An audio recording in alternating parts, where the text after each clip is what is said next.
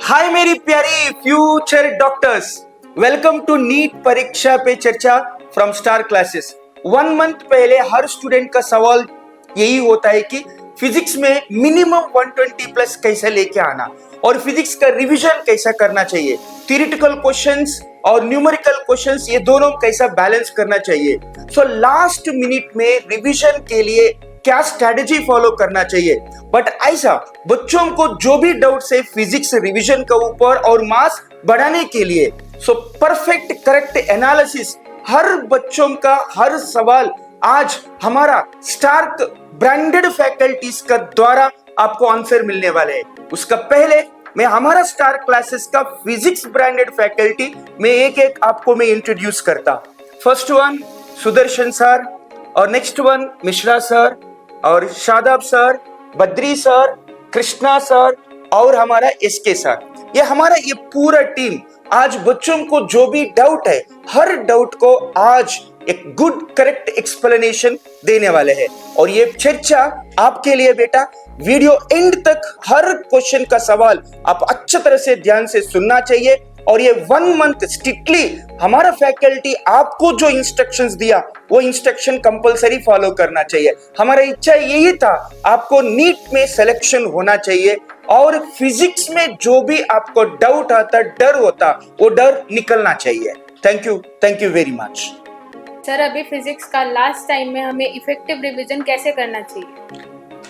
देखो बेटा, ये क्वेश्चन तुम्हारा बहुत जेन्युइन है और मुझे जो लगता है कि आप जब क्लास कर रहे होंगे और जब आप पढ़ाई कर रहे होंगे तो आप हर चैप्टर का एक 60 नोट्स बनाएंगे। अगर आपने 60 नोट्स बनाया है तो उस 60 नोट्स का आप अच्छे से रिवीजन कर लें। अब हो सकता है बहुत सारे बच्चे ऐसे होंगे जो 60 नोट्स नहीं बनाए होंगे, तो वो क्या करें, उनके लिए एक समस्या है। तो मेरी ये सलाह है उन बच्चों के लिए कि वो क्या करें कि वो किसी भी टीचर से पढ़े होंगे, एक टीचर जो मेहनत करके आपको अच्छा सा नोट्स बनवाता है, अच्छा सा मटेरियल देता है, अच्छा सा कंटेंट देता है, वो जो कंटेंट आपके पास है, वो जो मटेरियल आपके पास है, उस मटेरियल को आप पढ़ें। उसमें जो इंपॉर्टेंट पॉइंट पढ़ाते समय टीचर ने अंडरलाइन करवाया होगा या लिखाया होगा, उस इंपॉर्टेंट पॉइंट को पढ़ें। जो फार्मूले उसमें बताए होंगे इंपॉर्टेंट है या जो भी फार्मूले उस चैप्टर से रिलेटेड है उसको आप पढ़ें और पढ़ने के बाद उसको रिवाइज करें। अब एक और बात मैं बताऊं, होता क्या है कि आप जब भी एग्जाम में जा रहे हो, जब भी एग्जाम में जाकर के आप कर रहे हो, सर अगर नीट फिजिक्स में कम से कम 120 मार्क्स चाहिए तो कैसे पढ़ाई करें और क्या प्लानिंग करनी चाहिए? बहुत अच्छा क्वेश्चन है बेटा। बहुत सारे बच्चे आके हमको यही क्वेश्चन पूछते हैं, सर हमको केमिस्ट्री और बायो में अच्छा मार्क्स आ रहे बट फिजिक्स में नहीं आ रहे। लेकिन नीट क्रैक करने के लिए फिजिक्स में हमको 100 to 120 मार्क्स तो चाहिए, इसके लिए क्या करना बोल के हमको क्वेश्चन पूछते हैं। सो फिजिक्स में 100 to 120 मार्क्स के लिए आपको सभी चैप्टर का बेसिक कॉन्सेप्ट कंपलसरी आना ही चाहिए। इसके बाद ज़्यादा वेटेज चैप्टर का ऊपर ध्यान देना। वो चैप्टर का नाम भी बताता हूँ, नोट डाउन कीजिए। The first one modern physics, इससे कम से कम 8 क्वेश्चंस तक आने वाला, मिनिमम 8 क्वेश्चन है और ज़्यादा भी आ सकते हैं। सेकेंड वन थर्मल फिजिक्स है, ये भी आसान पार्ट है, इससे भी कम से कम 4 क्वेश्चंस तक आने वाले। Third one electrostatics plus current electricity, इससे भी कम से कम 8 क्वेश्चंस तक आने वाले। Fourth one MEEC magnetic effect of electric current, इससे भी कम से कम 3 क्वेश्चंस तक आने वाले।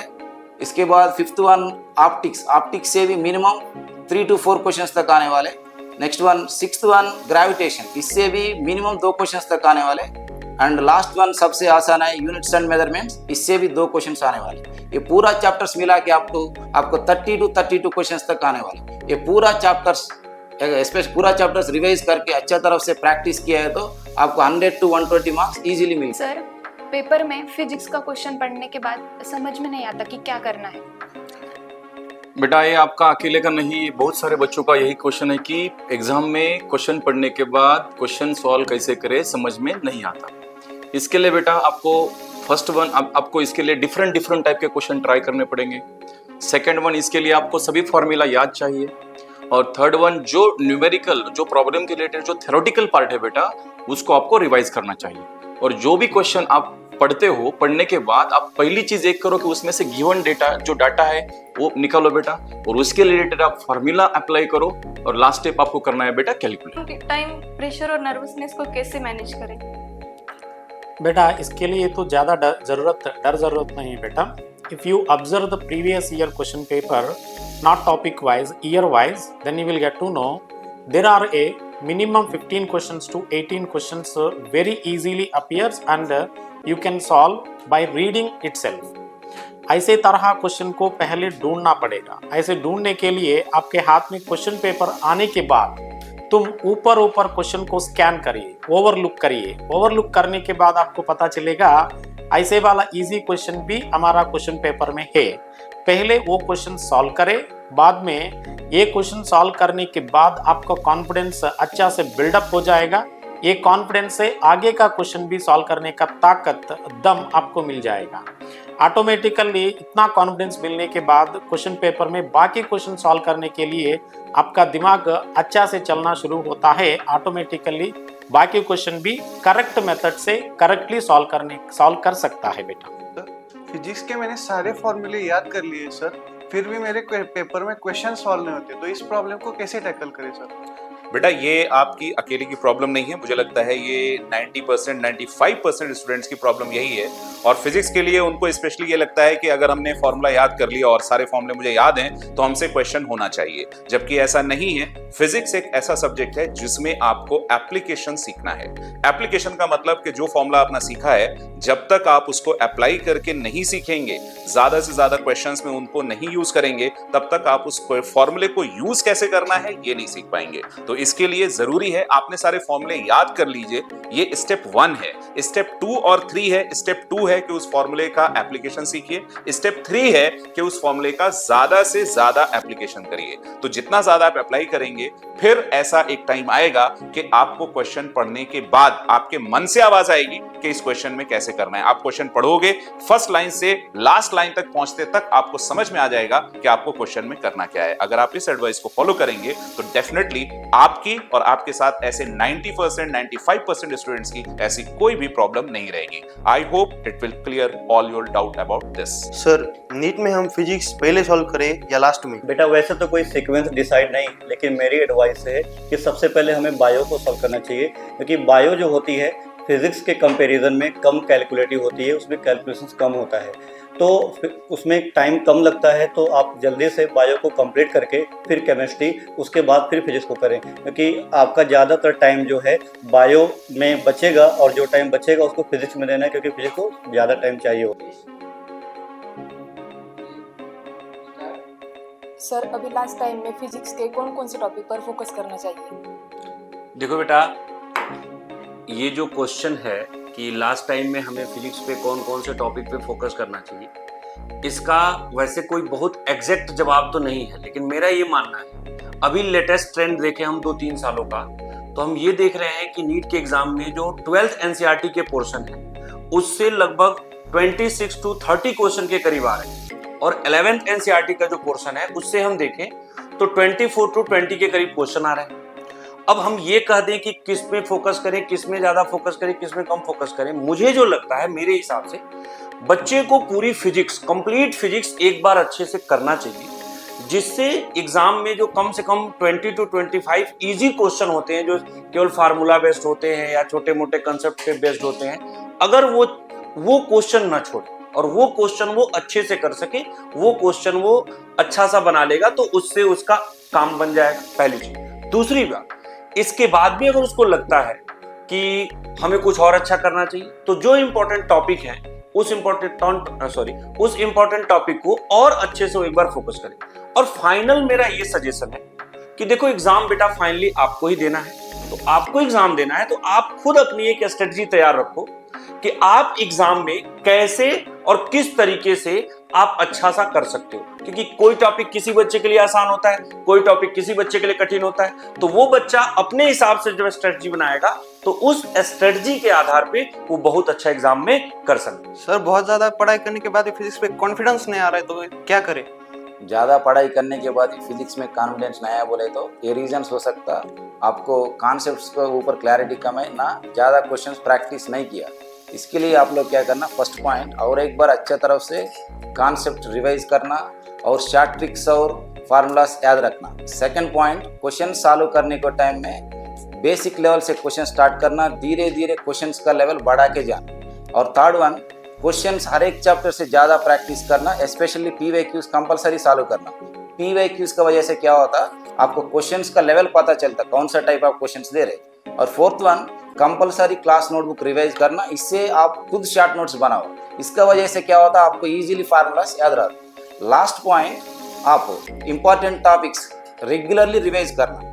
दीज ड्रॉबैक्स का वजह से आपको कॉन्फिडेंस नहीं आ रहे, ये ड्रॉबैक्स का ऊपर आप फोकस किया है तो आपको कॉन्फिडेंस आएगा। सर अभी लास्ट टाइम में नीट में फिजिक्स में अच्छा स्कोर करने के लिए हमें कितना टाइम देना चाहिए फिजिक्स को? वैसे तो बेटा इसमें कोई टाइम लिमिट या कोई स्टैंडर्ड टाइम बाउंड नहीं है। इसमें हर एक बच्चों को डिफरेंट डिफरेंट टाइम लगता है, क्योंकि हर एक बच्चे का डिफरेंट डिफरेंट IQ लेवल होता है, EQ लेवल होता है।